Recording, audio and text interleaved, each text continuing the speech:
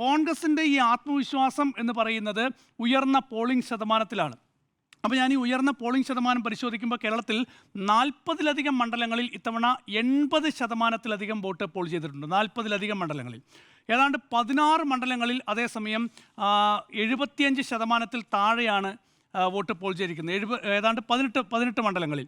അപ്പോൾ 40 മണ്ഡലങ്ങളിൽ നമ്മൾ ഈ വോട്ട് ശതമാനം കൂടിയ മണ്ഡലങ്ങൾ പരിശോധിക്കുമ്പോൾ അതിൽ ഭൂരിഭാഗവും UDF മണ്ഡലങ്ങളാണ്.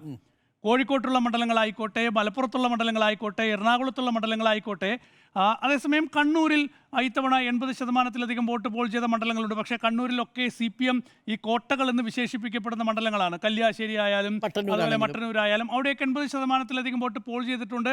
ഒരുപക്ഷെ ഭൂരിപക്ഷം കുറയുമെങ്കിൽ പോലും വലിയ അപകടം അവിടെ ഇടതുപക്ഷം പ്രതീക്ഷിക്കുന്നില്ല. അതേസമയം 80%-ലധികം വോട്ട് പോൾ ചെയ്തിട്ടുള്ള 40 മണ്ഡലങ്ങൾ പരിശോധിച്ചാൽ ഭൂരിഭാഗവും UDF മണ്ഡലങ്ങളാണ്. അപ്പോൾ അവിടെ ഒരു മാറ്റത്തിൻ്റെ സൂചന ഉണ്ടാകേണ്ട കാര്യം തന്നെയില്ല. LDF മണ്ഡലങ്ങളുമുണ്ട് അത്തരത്തിൽ വരുന്നത്. അതൊരു അപകടമായി ഏതായാലും ഇടതുപക്ഷം വിലയിരുത്തുന്നില്ല. UDF പക്ഷേ അവിടെയൊക്കെ തന്നെ മാറ്റമുണ്ടാകും എന്ന് പ്രതീക്ഷിക്കുന്നുണ്ട്. അതേസമയം നോക്കൂ, ഏതാണ്ട് 75%-ലധികം വോട്ട്, അതിൽ 75%-ൽ താഴെ, ഒപ്പം തന്നെ 70%-ൽ താഴെ വരുന്ന വോട്ട് ശതമാനമുള്ള 18 മണ്ഡലങ്ങളുണ്ട്.